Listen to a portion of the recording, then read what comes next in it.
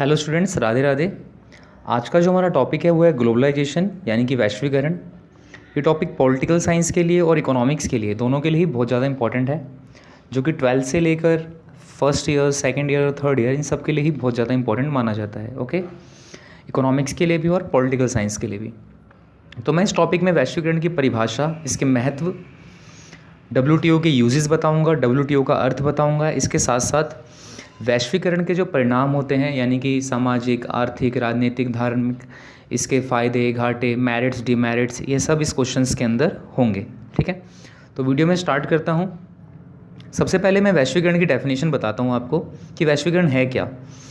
तो वैश्वीकरण एक प्रक्रिया है जिसमें व्यापार, सेवाओं या तकनीकों को पूरे संसार में वृद्धि, विकास और विस्तार किया जाता है। ठीक है, यानी कि विभिन्न व्यापारों का पूरे संसार के विश्व बाजार में विस्तार करना। यानी आप कह सकते हो कि एक देश की अर्थव्यवस्था का दूसरे देश की अर्थव्यवस्था से मिलना किसके आधार पर? व्यापार के आधार पर, सेवाओं के आधार पर और तकनीकों के आधार पर। ठीक है, यानी कि ना वैश्वीकरण एक प्रकार का प्रवाह है, एक प्रकार का फ्लो है। फ्लो किस चीज़ का?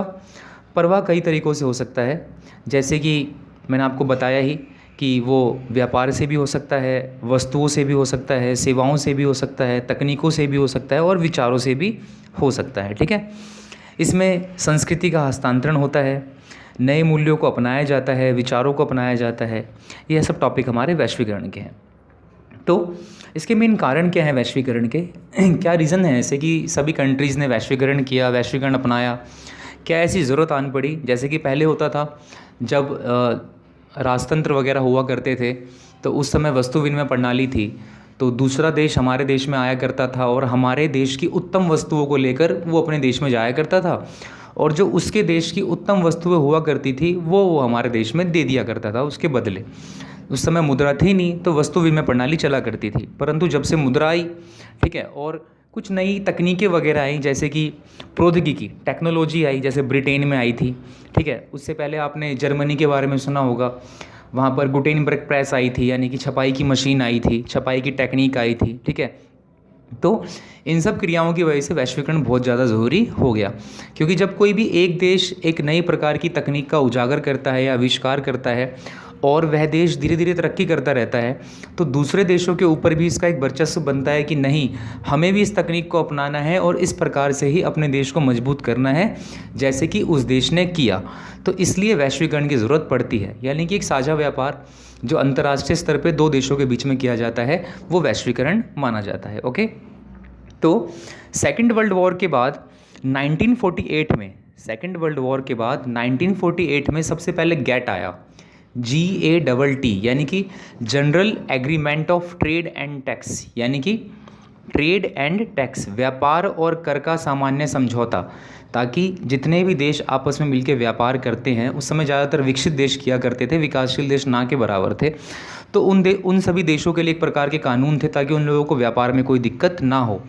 परंतु जैसे जैसे समय आगे बढ़ता गया, और आपको पता था, सबको आपको पता है, हम टॉपिक में पढ़ा भी था, जैसे कि कोल्ड वॉर ख़त्म हुआ, शीत युद्ध ख़त्म हुआ 1991 में, तो उसके बाद जो ये गुटपक्षता थी, यानी कि क्या कहते हैं, समाजवादी और पूंजीवादी, जब इसकी विचारधारा धीरे धीरे ख़त्म होने लग गई, गुटबाजी की विचारधारा ख़त्म होने लग गई, तो सभी देशों ने वैश्वीकरण करना स्टार्ट कर दिया था, सभी देशों ने इसको धीरे धीरे अपनाना चालू कर दिया था। जैसे कि आपको भारत के बारे में भी पता ही है कि हम लोगों ने 1991 में नई आर्थिक नीति अपनाई थी, जिसको हम न्यू इकोनॉमिक पॉलिसी ऑफ 1991 कहते हैं, LPG के नाम से, लिबराइजेशन, प्राइवेटाइजेशन एंड ग्लोबलाइजेशन, यानी कि निजीकरण, उदारीकरण और वैश्वीकरण के नाम से हमने एक प्रणाली को अपनाया था ताकि हम अपने देश की आर्थिक स्थिति को मजबूत कर सकें। ठीक है, तो जब UNO ने देखा, UNO यानी कि संयुक्त राष्ट्र संघ, यानी कि इसको हम UNO को विश्व संसद के नाम से भी जानते हैं, यानी कि वर्ल्ड का लॉ है उसके नाम से भी हम जानते हैं, जिसको विश्व में कुछ परिवर्तन करने के अधिकार प्राप्त हैं। तो UNO ने अपना एक संगठन बनाया जिसको हम WTO के नाम से जानते हैं, यानी कि वर्ल्ड ट्रेड ऑर्गेनाइजेशन, यानी कि विश्व व्यापार संगठन, जो कि 1995 में आया था। जब WTO आया तो WTO ने इसके कई ढांचों में क्या करा, सुधार किया, और मेंबर्स धीरे धीरे बढ़ने लग गए। पहले तो मैंने आपको बताया कि सिर्फ इसके अंदर विकसित देश हुआ करते थे, परंतु बाद में यह विकासशील देशों के लिए भी मतलब एक बहुत अच्छी योजना लेकर आया, ताकि विकासशील देश भी क्या कर सकते हैं, जो वस्तुएं उनके पास नहीं है यानी कि जो संसाधन उनके पास नहीं है वह दूसरे देश से मंगवा सकते हैं, ठीक है। और जो उनके पास बहुत ज़्यादा संसाधन है वह उसको दूसरे देश में भेज भी सकते हैं, यानी आयात और निर्यात की प्रक्रिया, मंगवाने की और भेजने की प्रक्रिया में शामिल हो सकते हैं, ठीक है। तो विश्व व्यापार संगठन के समझौते लंबे और जटिल होते हैं क्योंकि इनका पार्ट कानूनी होता है, ठीक है ना। मतलब ये कानून के तौर तरीके से ही सब कुछ करते हैं और इनका कानून इतना मजबूत है कि ये बहुपक्षीय व्यापार में आने वाली सभी प्रकार की रुकावटों को ख़त्म भी करते हैं, बैरियर्स को फिनिश भी करते हैं। तो ये अपने कुछ पॉइंट ऑफ व्यू लेके चलते हैं, जैसे कि पहला पॉइंट बताता हूँ मैं। किसी देश को अपने व्यापार भागीदारों के बीच भेदभाव नहीं करना चाहिए और इसे अपने और विदेशी उत्पादों, सेवाओं और नागरिकों के बीच भी भेदभाव करना नहीं चाहिए। ये एक रूल हो गया कि अगर भैया आपको व्यापार करना है तो आपको पहले भेदभाव ख़त्म करना होगा। नंबर 2, व्यापार को प्रोत्साहित करने के सबसे स्पष्ट तरीकों में से एक है व्यापार बाधाओं को कम करना, यानी कि टैरिफ्स, सीमा शुल्क जिनको हम कहते हैं, और आयात प्रतिबंध या कोटा कह सकते हो, शुल्क आदि इन बाधाओं में शामिल हैं, ठीक है। तो इन सबको ख़त्म करना, तभी आप क्या कर सकते हैं, सुचारू रूप से व्यापार कर सकते हैं। थर्ड पॉइंट अगर बताऊं तो WTO के समझौते सदस्यों को न सिर्फ पर्यावरण बल्कि जन स्वास्थ्य, पशु स्वास्थ्य, ठीक है, और प्रकृति, इन सब के ऊपर भी ध्यान रखने को कहता है। मतलब कि आप कभी भी गैर कानूनी रूप से किसी प्रकार की वस्तुओं का, यानी कि जो गैर कानूनी वस्तुएं होते हैं उनका व्यापार आप नहीं कर सकते, क्योंकि वह जन स्वास्थ्य के लिए ख़राब है, पशु स्वास्थ्य के लिए ख़राब है और इसके साथ साथ प्रकृति के लिए भी बहुत ज़्यादा ही ख़राब है। तो अंतर्राष्ट्रीय स्तर पर अगर आप व्यापार करते हैं तो आप गैर कानूनी रूप से किसी प्रकार का व्यापार बिल्कुल भी नहीं कर सकते। यह भी WTO के प्रावधानों के अंदर आता है। तो इससे लाभ क्या होते हैं? WTO ने जो WTO बना इस विश्व स्तर पे, एक वैश्विक स्तर पे जो बना, वैश्वीकरण को फैलावा देने के लिए, इससे फ़ायदा क्या है? तो फ़ायदों को मैं पॉइंट हिसाब से बताता हूँ। नंबर 1, लागत में कटौती और जीवन स्तर में सुधार, यानी कि आपको पता है कि प्रकृति का नियम ही परिवर्तन है। तो टाइम पे इन्वायरमेंट जब चेंज होगा तो टेक्निक्स वगैरह भी रिफॉर्म होंगी, तभी आप इस बढ़ती हुई दुनिया में, इस कॉम्पिटिटिव वर्ल्ड के अंदर आप तरक्की कर सकते हैं, आप जी सकते हैं, ठीक है। तो एक तो ये फ़ायदा हो गया। नंबर 2, WTO इसलिए बना ताकि विवादों को निपटाया जाए और व्यापार तनाव में कमी आ सके। ओके, नेक्स्ट, आर्थिक विकास और रोजगार को प्रोत्साहित। अगर आप नए प्रकार की टेक्नोलॉजी अपने देश के अंदर लाते हैं और नए प्रकार का व्यापार अगर आप अपने देश के अंदर लाते हैं तो इससे फ़ायदा क्या होगा? इससे आपके देश में आर्थिक विकास होगा और इसके संग संग आपके देश में रोजगार भी बढ़ेगा, ठीक है। नेक्स्ट पॉइंट, अंतर्राष्ट्रीय स्तर पर व्यापार कर की लागत में कटौती।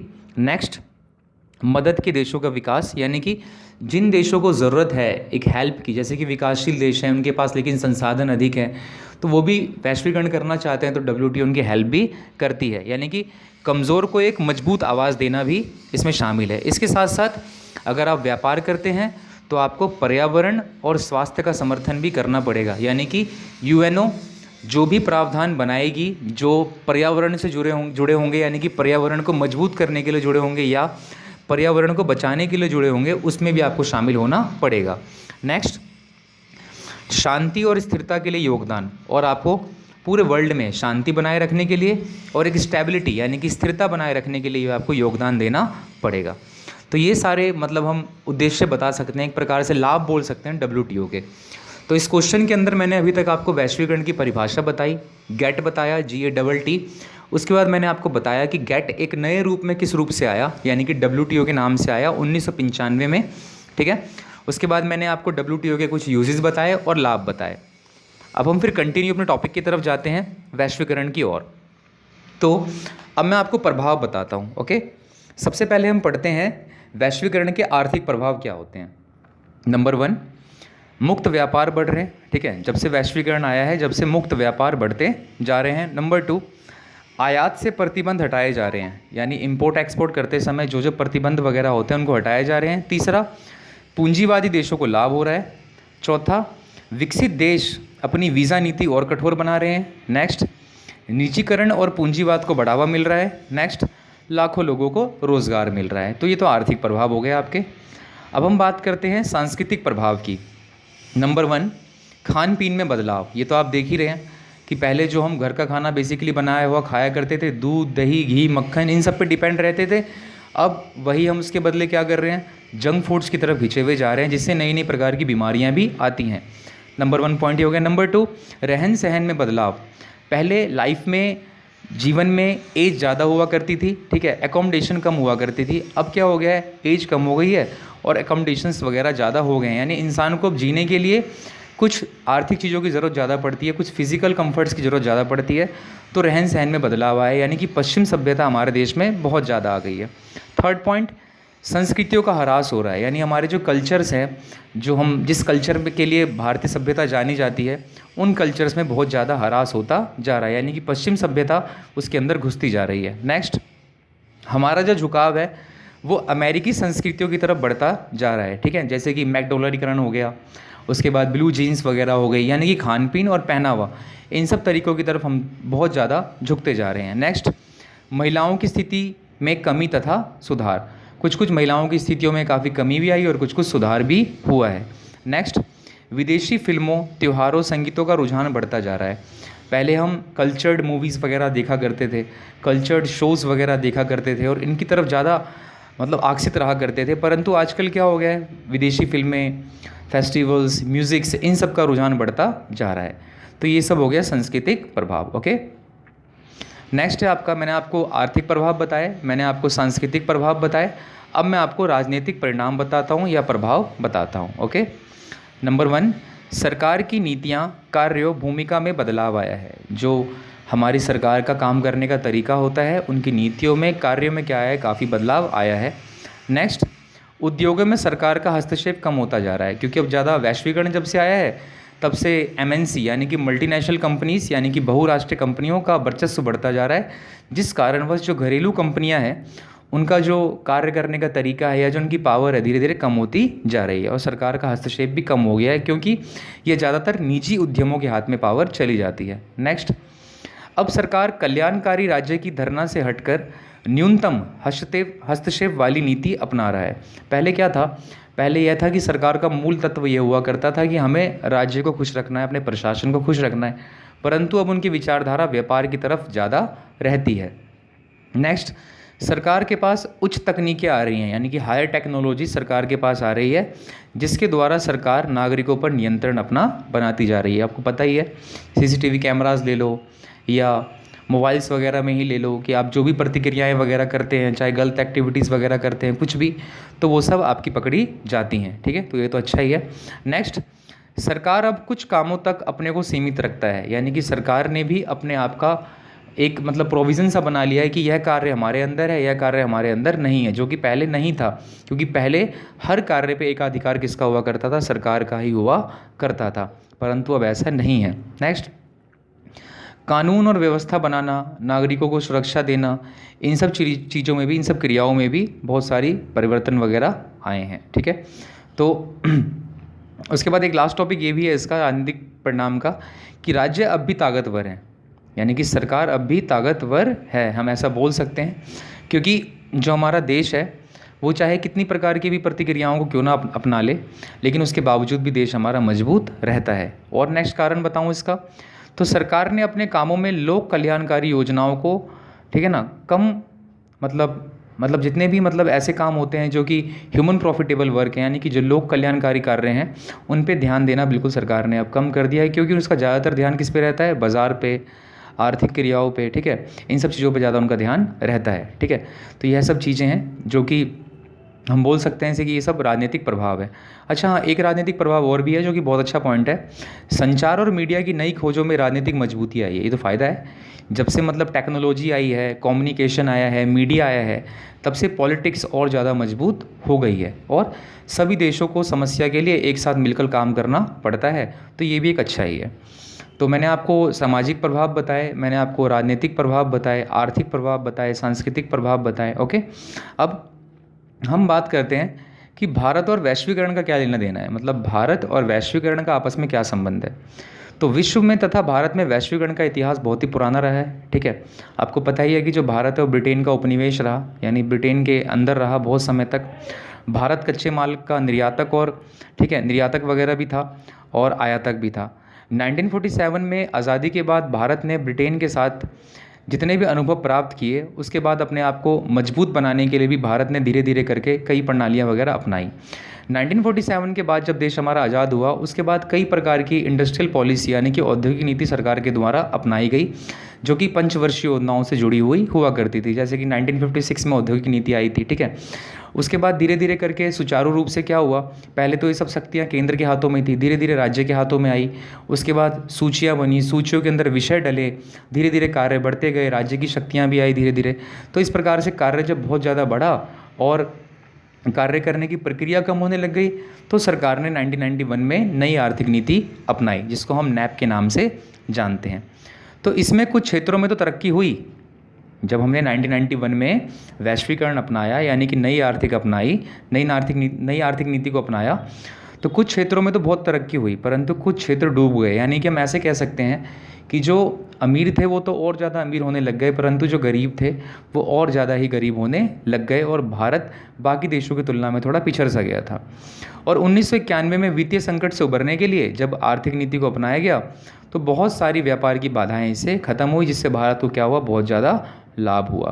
तो इस प्रकार से हम कह सकते हैं कि वैश्वीकरण से भारत जैसे विकासशील देशों को मतलब बहुत ज़्यादा ही फ़ायदा प्राप्त हुआ है। ओके, तो अब हम एक लास्ट टॉपिक्स का पढ़ते हैं कि वैश्वीकरण का विरोध क्यों होता है, मतलब ये जो ग्लोबलाइजेशन है इसका एक प्रकार से विरोध क्यों हो रहा है। ठीक है, नंबर 1, ये एग्ज़ाम में आता भी है कि वैश्वीकरण की आलोचना कीजिए, ठीक है ना। तो नंबर 1 पॉइंट क्या है इसका, पूरी दुनिया में वैश्वीकरण की आलोचना हुई है, पूरे वर्ल्ड में वैश्वीकरण की विचार मतलब आलोचना होती है कि ग्लोबलाइजेशन ठीक नहीं है। नंबर 2, वामपंथी और दक्षिणपंथी दोनों तरह के लोगों ने इसका विरोध किया, दोनों तरह के लोगों ने इसका विरोध किया। क्यों?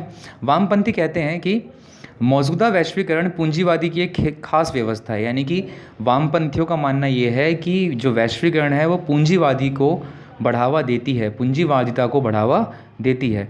वह धनी को और धनी बनाती है और गरीब को और ज़्यादा गरीब बना देती है।